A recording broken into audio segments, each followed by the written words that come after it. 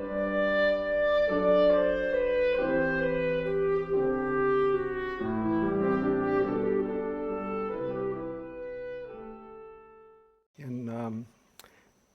1976, my daughter was born, and she was born at home, which was a rarity back then. And I, as the father, was present, which was also a rarity back then.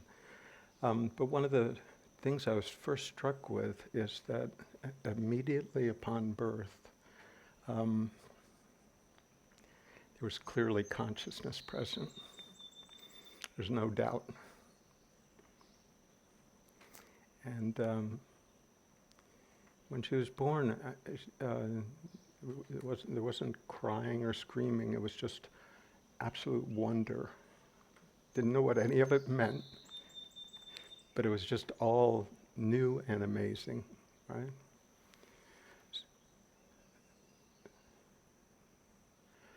So all of the perceptions were clearly functioning, sight, hearing, touching, all of that.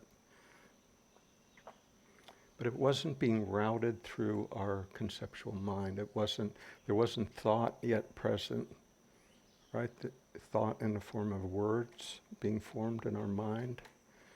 That wasn't present, and wasn't present for, probably another year or more before we started to learn words for things, right? For all of us, right? So the first year of our life, we were in this state of grace, right? We might not have liked everything that happened. We might not have gotten fed at times, or we might have had a wet diaper at other times, or whatever. So we could express that unpleasantness, but it wasn't being expressed through verbalization in our head. It was just a physiological response, crying, screaming, whatever, right? But that period of time, clearly aware, present, curious, attentive, living in the state of, you could say, pure awareness prior to thought. So we've all had that experience, right? But then, quite soon, we were taught words, that we had a name, that mom and dad or caretakers had a name, they were different from us. We sort of discovered that we were somehow separate. We discovered that our toe was actually connected to some sort of internal feeling. That was a surprise. Before that, I was just open to whatever was happening. And then there began a sense of separation. Somehow I'm separate, there's certain needs. I'm dependent on my caretaker. I have to learn to manipulate to get what I want. That's about age 2 or so.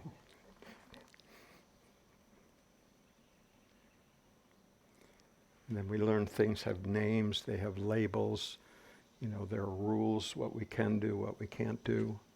And so this conditioning happens. It didn't intentionally happen. Our caretakers were equally conditioned, maybe in somewhat different ways, but so they were passing on what they had learned, right? Their forms of behavior. It's sort of like it's our ancestral equivalent of DNA, right? Here, kid, here's our conditioning. Good luck with that, right? And then we sort of take that on, and then teenagers, we may rebel against it, but we're still deeply entangled with it, right? Whether we buy into it or reject it or argue with it or try to escape from it. Any of those ways, we're deeply entangled with that conditioning. And then we try to make our way in the world, try to come up with an identity that we're somewhat comfortable with, trying to hone that, judging from other people's reactions, try to figure out where we fit in, how we can feel okay about ourselves, basically. But so much of that, when we really get to examine it, so much of that is so dependent on what we absorbed, what we learned, intentionally or not, growing up. And then we'd have experiences that would reinforce that. And then life would tend to look like we expected it to look. And then that would further reinforce our experiences and further confirm our identity that we may have about ourselves, what we were good at, what we're not good at, whether our appearance was satisfactory or not, our personality, not whether we were worthy or not, whether we were lovable or not. All of these ways of sort of self-judgment and assessing our place in the world all became, over time, more and more solidified. Anybody have that experience? Right. And then we try to sort of improve our way out of that. Right? I'll fix a few things, and then I'll feel better about myself. I'll have a better experience.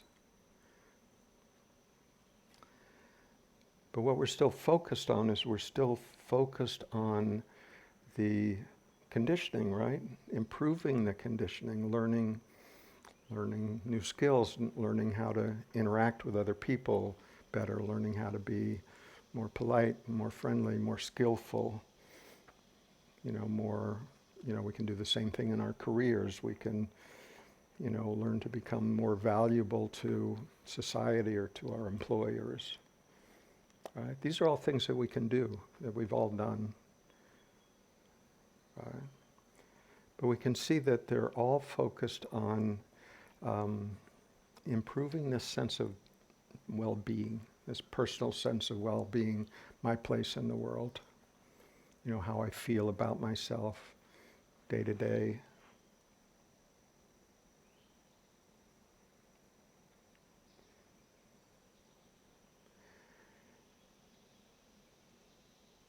And there's this movement, we can feel this movement of, trying to improve our experience, right? Through the next adventure, the next acquisition, the next skill, the next attainment. Right? There's always hope that somehow the future will be brighter, today. Up to this point, maybe it's been okay, maybe not so much, but it seems like either way there's this hope of, but there's still time. There's still time to improve my way out of this, improve my experience, and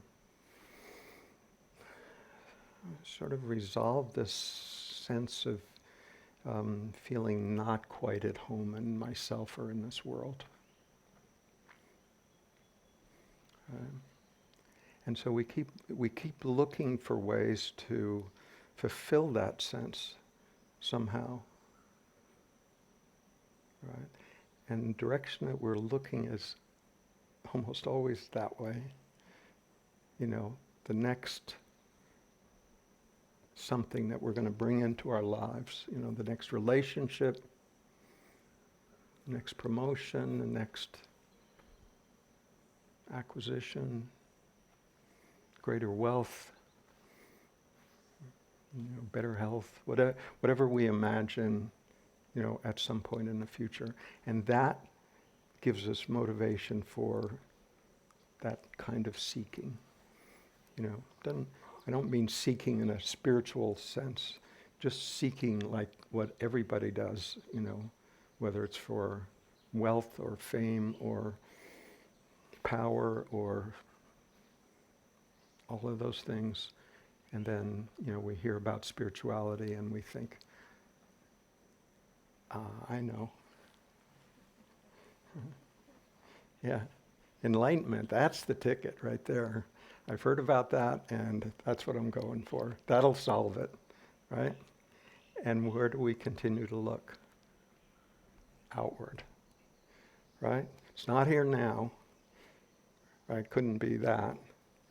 Not with, these flaws and quirks and limitations. That can't be it. So I'm going to look somewhere else. The next idea, the next spiritual vision, the next book, the next guru, the next... But is it any different? And seeking, in the more mundane world, to make whose life better? Mine, right? I mean, that's the movement, right? It's like I'm willing to put up with, sitting quietly in my chair when I'd really rather be doing something else. I'll put up with, spending a weekend at, retreats. I'll put up with that as long as I can. There's this promise of, life in the future being something better, different, more exciting, blissful, hopefully really blissful, hopefully only blissful, right? I mean, that's what we've been told. That's the promise of what's been advertised as enlightenment, So it's actually the same movement of more, better, more exciting, more sense of well-being. For who? For me. So we're still in the same game, right? We're still looking to improve my own experience. That's the game. And it seems like we are compelled to play that game for some reason until we wear it out, until we really, really wear it out. I mean, not just, maybe that game's not, you can't quite just think your way around it. You actually have to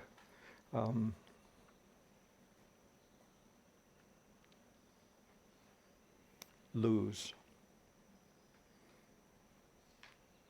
Adyashanti called his path the path of failure, right? It can feel really good for a while, you get involved in some tradition and, things happen, meditation's good for the body, it's good for the mind, there's a greater sense of peace and relaxation. The body appreciates that, it feels good. Maybe there's some, ecstatic moments, spiritual visions, those are all encouraging, right? But there's always this coming back to what feels like ordinary life, right? Anybody ever experienced that? Had some really high state, and then sooner or later we come back to this, right? So there must be something to this, if this is what we sort of return to. The high states are not to be denied, not to be not appreciated or valued. Transcendent insight, beautiful. Something that we're shown and we can learn from. But the other quality of them is that they're highly addictive. One finishes, we want more, bigger, better. So we're still in that. As long as we're chasing a particular state. By state, I just mean, we can just take an example. Let's just take moods. Moods are always changing, right? They can change a dozen times during the day. You can feel elated, you can feel lazy, you can feel disappointed, you can feel ecstatic, you can feel whatever, moods going through the day. Those are different states of perception, right? Different sensations.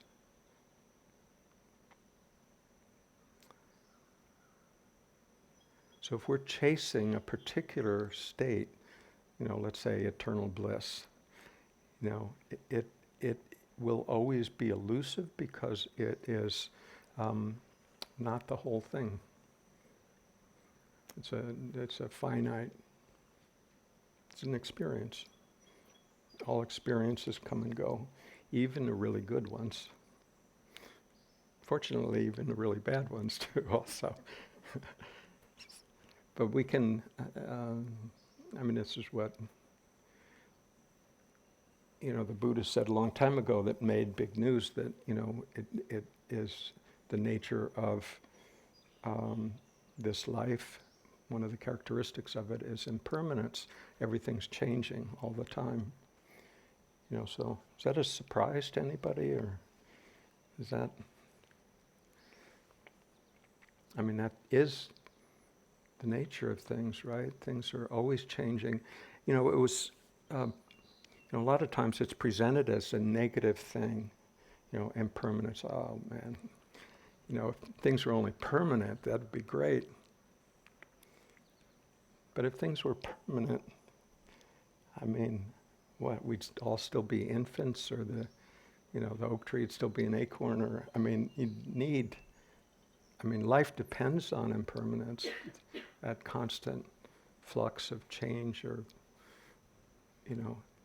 things become too rigid, they lose their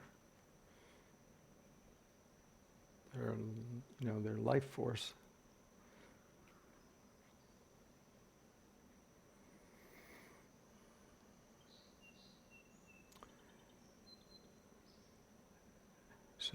So anytime we find ourselves insisting on, a particular state to remain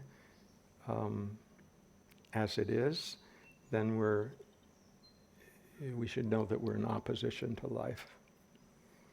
All right? When we can relax about it, there'll still be high states, there'll still be, mundane states, there'll still be, states of, when we feel low or depressed or lazy or whatever, and if we're not in resistance to any one of those, there's a movement there, but if there's a resistance, like, no, this shouldn't be happening, this, I don't want to experience that, then, opposition, that resistance is energy, right? That energy locks that state in place. And it tends to solidify that, in a way that's not in alignment with life. When we trust life enough to allow it to move, to allow ourselves to have whatever experience it brings, then there's a freedom in that. When we're trying to manage it, resisting this, hoping for that, trying to, sort of use our willpower to sort of shift things in whose direction? Mine, right?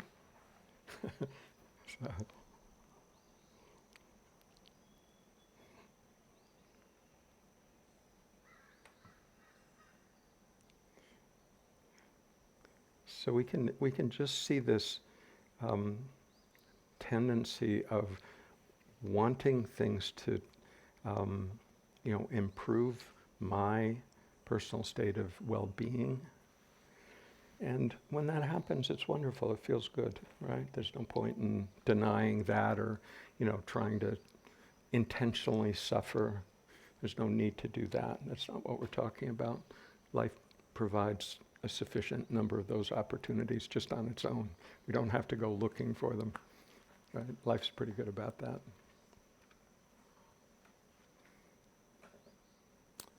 So we can, when things, work out in our favor, wonderful, beautiful, enjoy it. When they don't, know that happens sometimes too. That's just a part of life. And when we can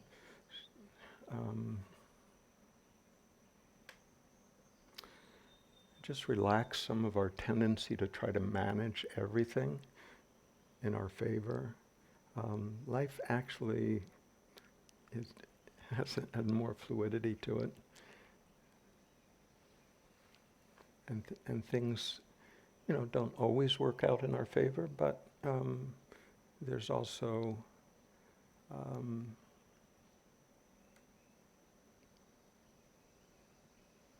really beautiful things that do, sort of humorous things that do, coincidental things, synchronicities happen.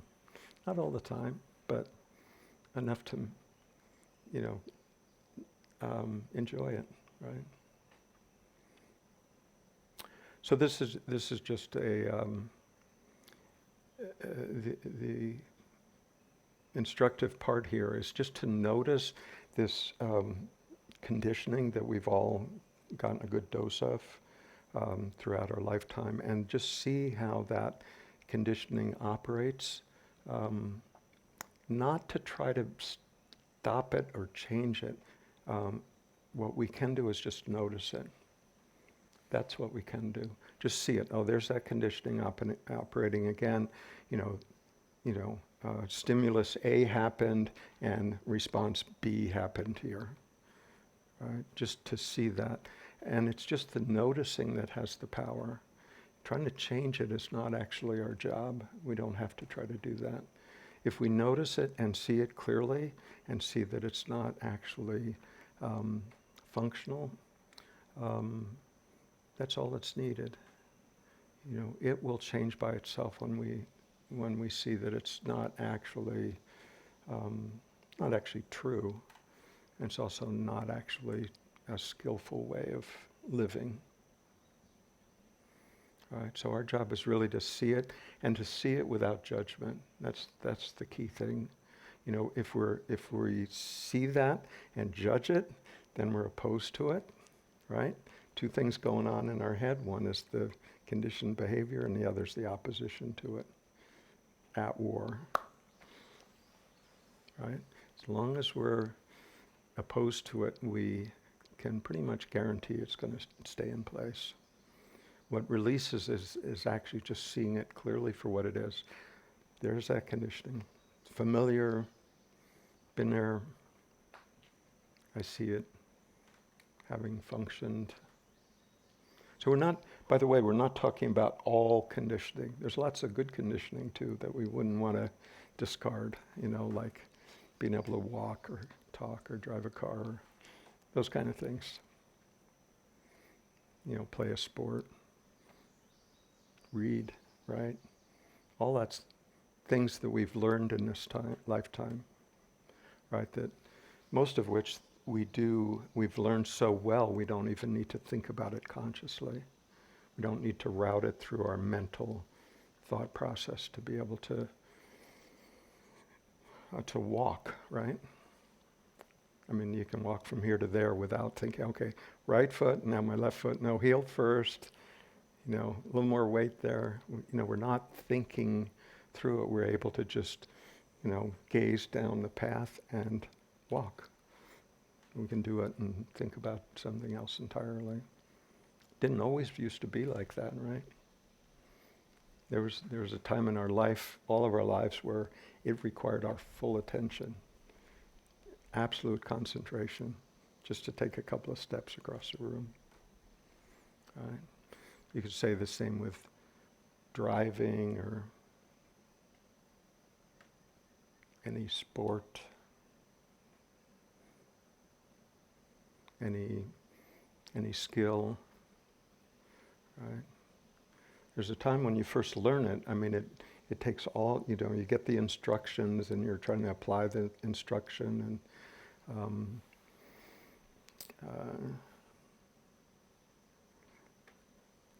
let's say you're trying to learn to swim, and you're trying to, you got legs, you got arms, you've got, you got to breathe, you got, this and that going on, and if it's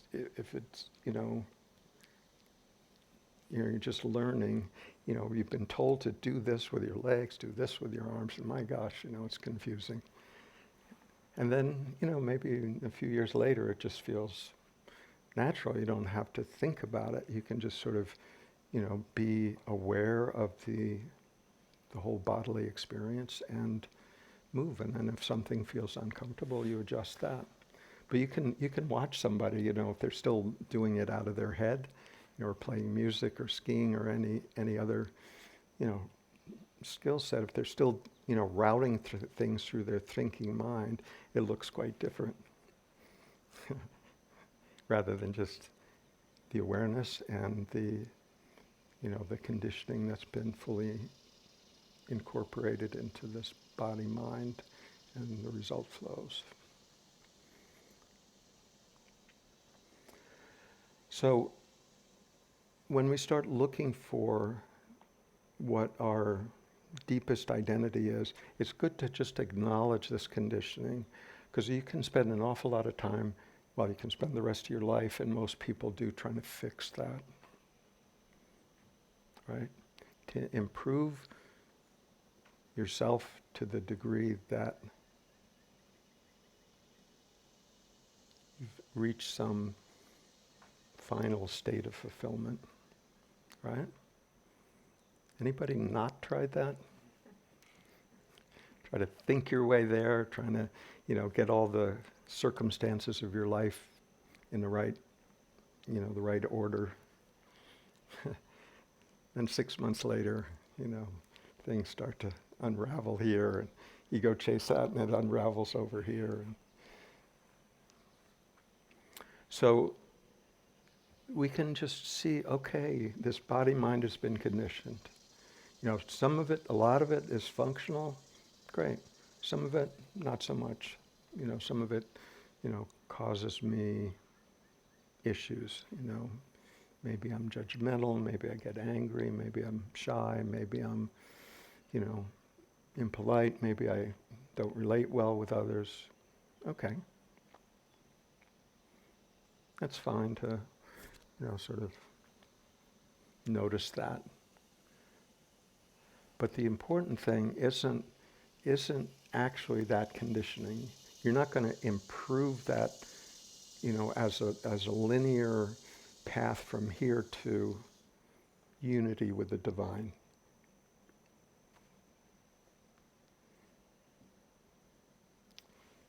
What is possible is to realize what we actually are now. The presumption is that what we are now isn't eligible. However you want to define that, isn't eligible for unity with the divine, union with God, enlightenment, however you want to define that. Somehow I'm not eligible, not worthy, not like this. I'll prove myself first and then maybe later at some point. Maybe. That's the presumption. Somehow that seems one of the basic presumptions in this culture. Not all cultures, but this culture somehow. Somehow we were born in a, less than break even. We somehow born with a debt, and our job is to work our way up to zero. To some level of okayness. So a lot of us are engaged in this sort of unworthy-worthy continuum.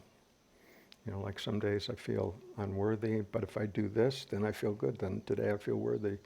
But who knows, tomorrow somebody may say something about me, and then I'll be back in the unworthy camp.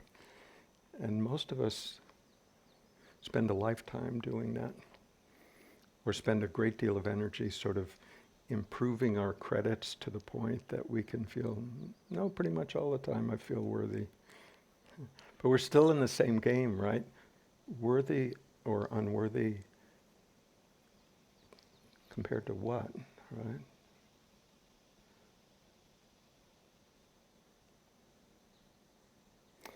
What would you have to do? What achievement, act, gift, what would you have to do to be worthy of a permanent state of feeling at home in this life?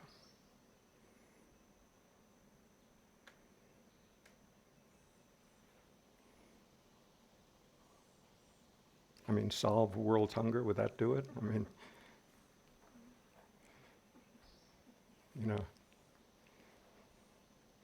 hey, I might get angry at my kids, but I solved world hunger, so hey, that should be enough, right?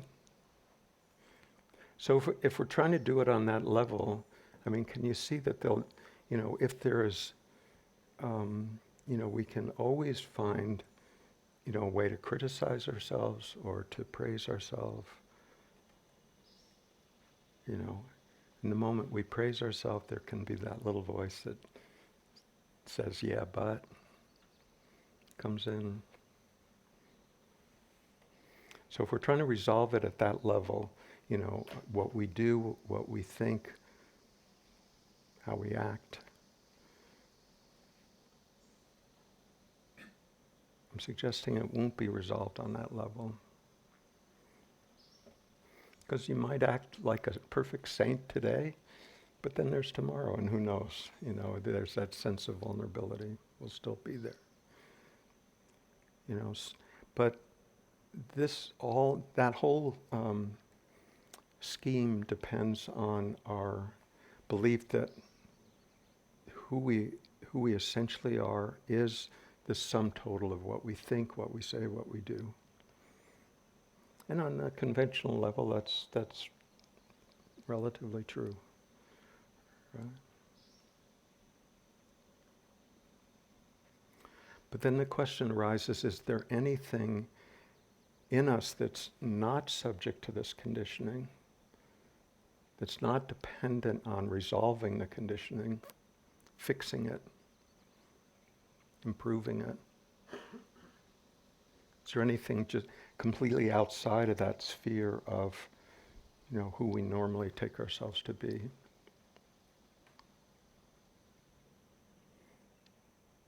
I'd suggest there's only one candidate for that.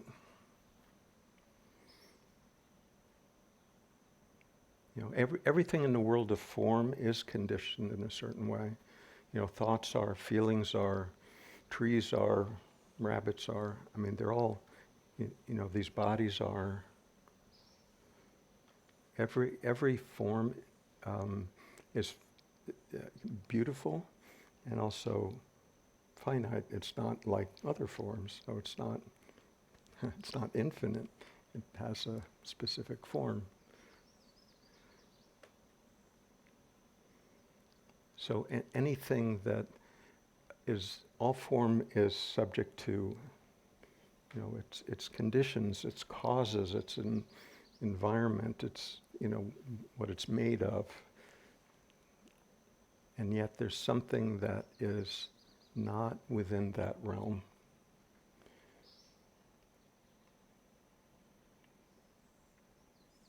And all of us have direct knowledge of that. Just this capacity of awareness as it is.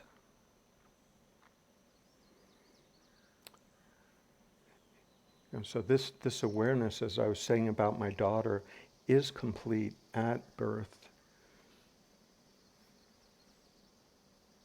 Who knows, perhaps before then. But that awareness over a lifetime doesn't improve. It's already complete. It's already aware. The capacity to, know things, learn things, over a lifetime, sure, we can all do that. But all that learning happens within this awareness, right? Everything that you've ever done in your entire life has happened within this field of awareness, right? Nothing has happened outside of that. Yeah. If it happened outside of it, you wouldn't know it. Right? So that awareness has always been present. The content has changed, right? Our memories and experiences and thoughts and ideas and all of that, these bodies have changed over the course of the lifetime, and yet all of that has happened within our awareness. That's what notices all of it. But it is in itself not of the world of form. We can't put it in a box and look at it. We can't run around behind it and get a good glimpse of it. We can be it. We can live from that recognition of our essential nature as this formless, eternal presence. Yeah, you could even call it spirit if you want, as long as you don't think of it as some disembodied entity floating around out there. It's what we essentially are, right?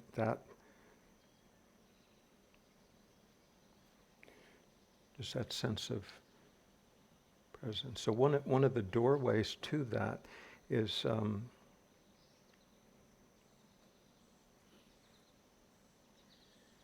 just contemplating just the bare,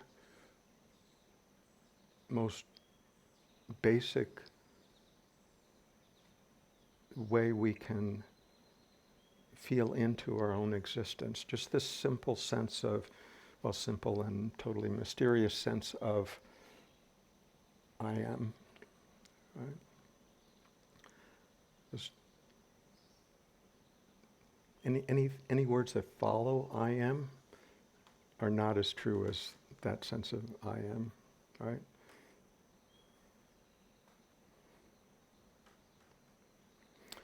So if we can, just feel into our own sense of, I may not I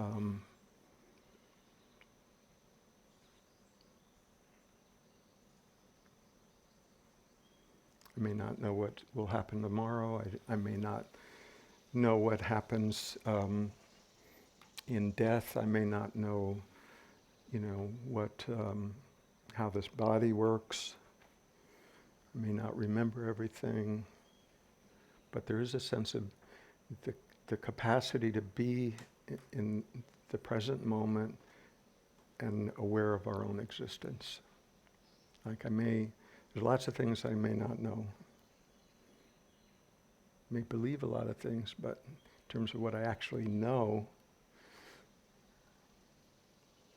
when we really look at it, it's not many.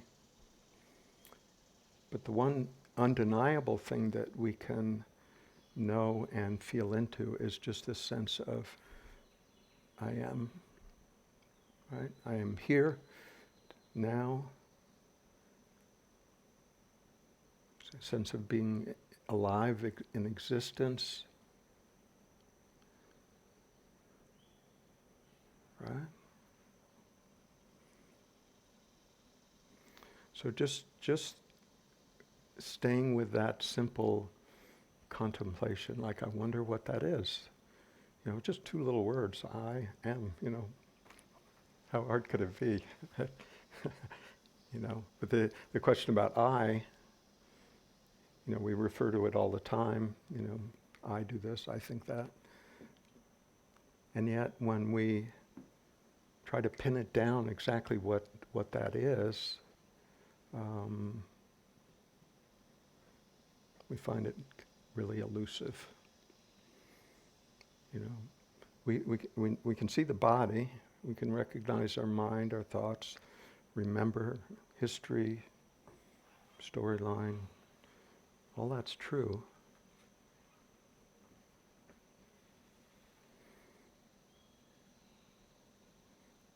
Where's the I?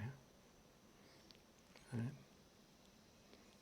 So we can, like this morning we were listening to sounds and, feeling the breeze and the sensation of sitting, but you can take any one of those things and, investigate whether it really holds that sense of I.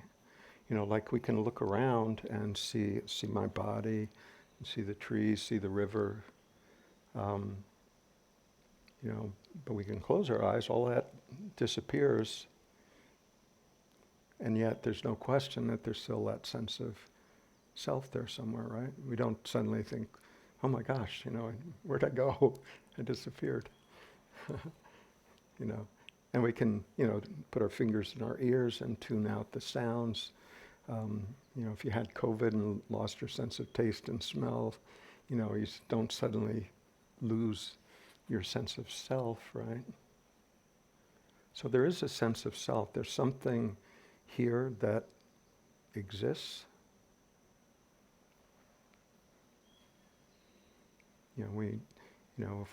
If we sit quietly for long enough, or we're surprised by something, our mind may stop for a few seconds. But it's not like whoever we, essentially feel ourselves to be disappears and then, exits existence and then comes back into existence. There's still a continuity there even when the thought stops. So if that sense of I isn't dependent on the perceptions or the sensations or the thoughts, where is it?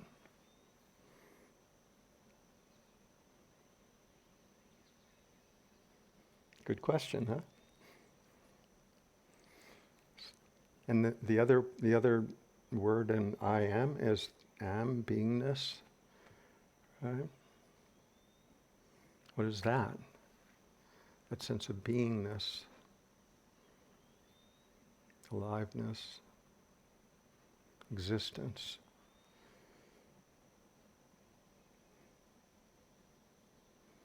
So that's getting to the heart of the matter. And notice that we're not engaged in, philosophy or beliefs or mythologies or, we're just looking at the raw essential of what is living this life, right? Just this sense of somehow there's a knowledge that there's something here that feels completely intimate, that is aware of life.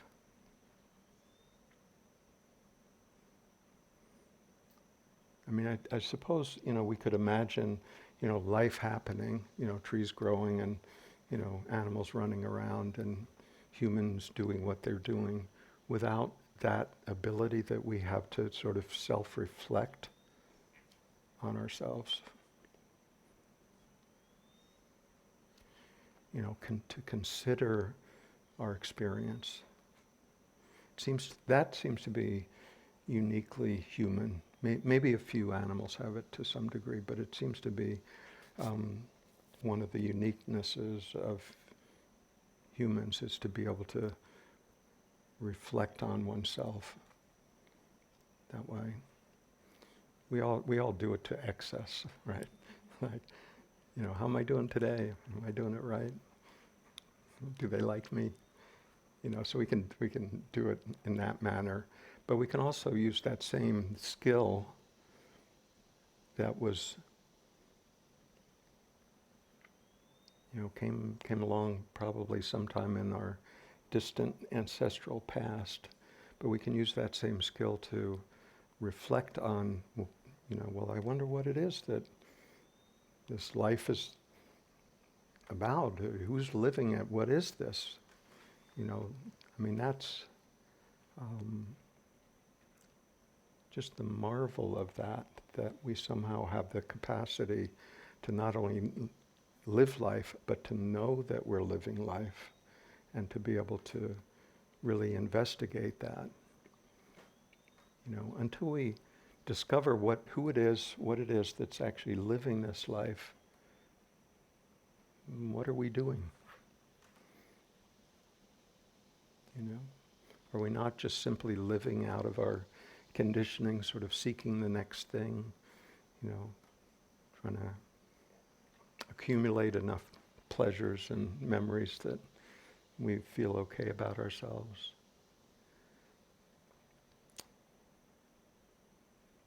But the possibility of really discovering what it is that is living this life, that's the freedom. Without that, we're still functioning out of our conditioning. We don't have to change the conditioning, we just have to recognize it for what it is and discover what is already present, already fully present, as something that is beyond and untouched by our conditioning. So the discovery of who we truly are, or enlightenment, or whatever, is actually not an attainment. Even though it's presented like that, it's actually a discovery of what's already present. And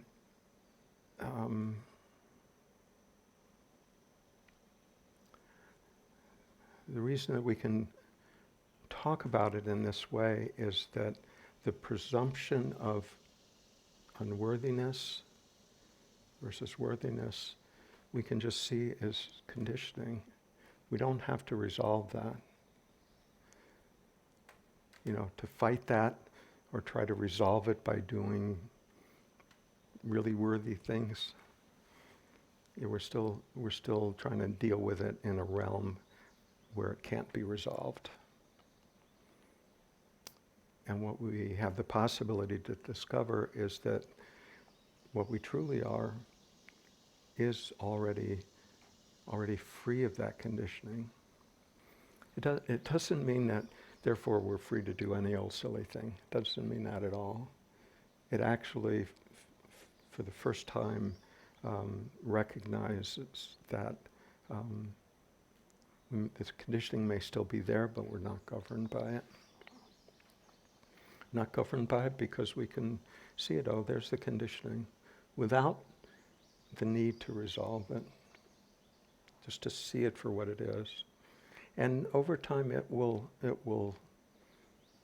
have less power. It will tend to recede. Just like thought will, if we're not trying to make it go away, but we're also not feeding it, it will settle down. Settle down a lot. May not, there may still be random thoughts fly by, but if we're not looking to thought to resolve our humanity, then it's just thought. It's no big deal. We could spend the rest of our life trying to fight with our brain to stop it thinking, but that's what it does. It thinks. Sometimes usefully. Most of the time not. Right? Most of the time, when we're working and focused, yeah, it's doing what it needs to do. But, when we're not engaged in that functional activity, the mind can just spin on. It's like it's like a bicycle. You pedal it for a while and then you stop pedaling. The bicycle's still going, and it, has a momentum that way. We've actually trained it to do it because we've given it that authority, given it the authority to decide what is important and what's not, who I am, who the other person is, what life's about. We've given it that authority. So we tend not to actually experience life directly. We tend to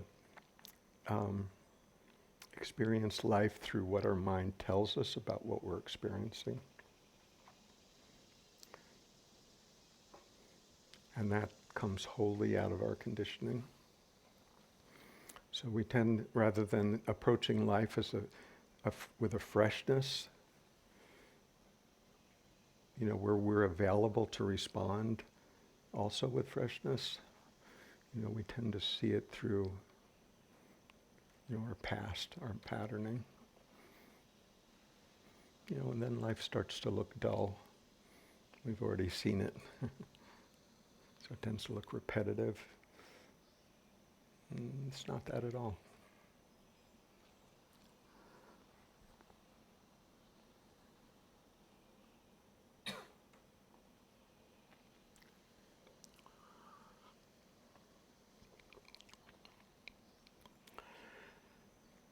So this practice of just staying with this simple sense of I am, just getting back to just the fundamentals of our existence. It seems, too simple to be really worthy of our attention over a long period of time. But that, staying with that question, like we were talking about last night, just staying with that question without demanding an immediate answer, like, oh, I heard that I am awareness. Okay, got it. Let's move on. What's next? That's not helpful, because then, we're still in the realm of belief. So what we're talking about here isn't, belief actually isn't your friend in this endeavor. What is just, just honesty, self-honesty about what we actually know, what we don't know. Willingness to look. A certain level of devotion. By that I mean just, the sustained willingness to look.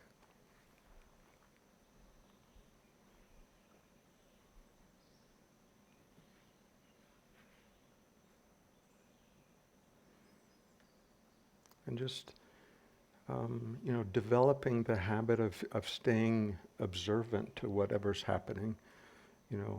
Often that what's happening is happening in our mind. So, developing that capacity to, the mind will do what it does, but then there's also this capacity to observe it. And, it is a skill, right? Like any other skills, it can take some time to really, develop that ability to, watch the mind closely rather than getting pulled into the next drama, the next adventure, the next thought. Is to be able to, that may all still happen, but then there's also a certain distance to it that we can observe. So that has power to be able to do that.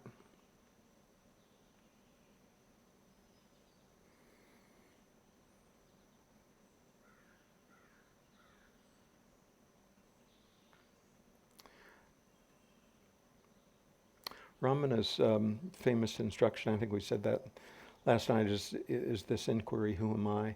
That was actually his second instruction, if you didn't get the first one, right? His first one was, be still. Right? I mean, it's present in the Bible also, right? Be still, know that I am God, right? So be still just means, stop trying to go somewhere other than wherever it is you are now. It's not like trying real hard to be still, block everything out. That method won't work. What can work is to find the stillness when, sort of the natural stillness that's there when you're not trying to make something else happen.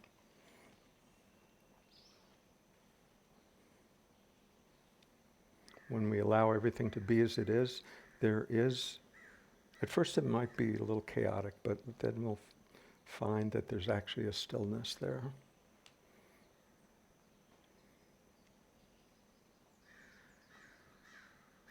But that's often not easy to do because the mind wants to do something else, wants to interpret it. So the second instruction was, ask yourself, who am I? So that gives the mind something to do, something to work with. But this practice of just staying with that simple sense of I am sort of focuses it rather than, trying to look at, your history and your self-limiting thoughts and psychological issues and this and that. Just that direct sense of existing now, liveness. What's that?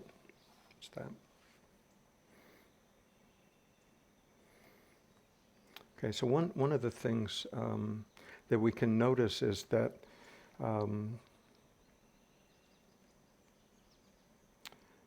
we can say, okay, there's this sense of an observer, sometimes called witnessing.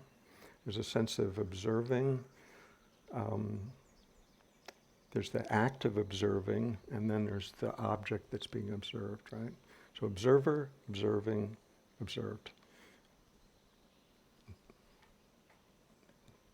Noun, verb, object, right?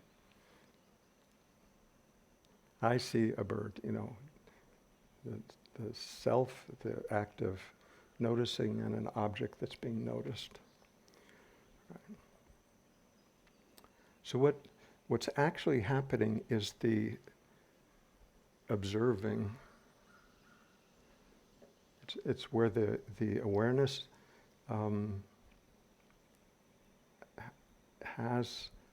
is having that experience, that exact interface of awareness and what appears on the screen of awareness, that exact interface. The observer and the observed are intuited.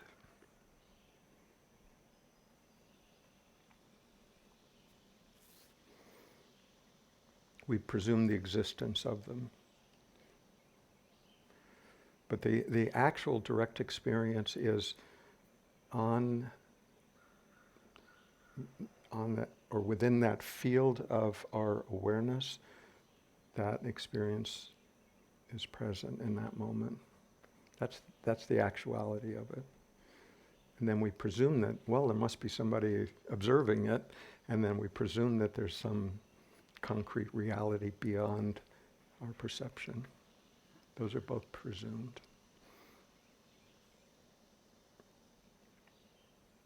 Doesn't mean that they don't exist, right?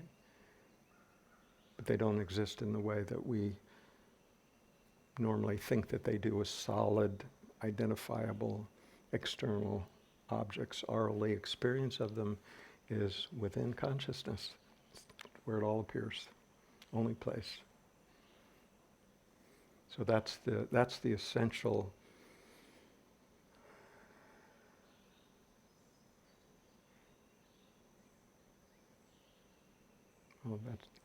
that's our essential experience, right? That's where all experience is registered within this awareness. So that's why we can talk about it as primary.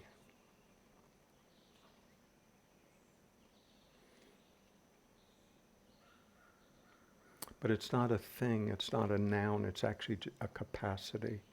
It's a capacity to experience everything.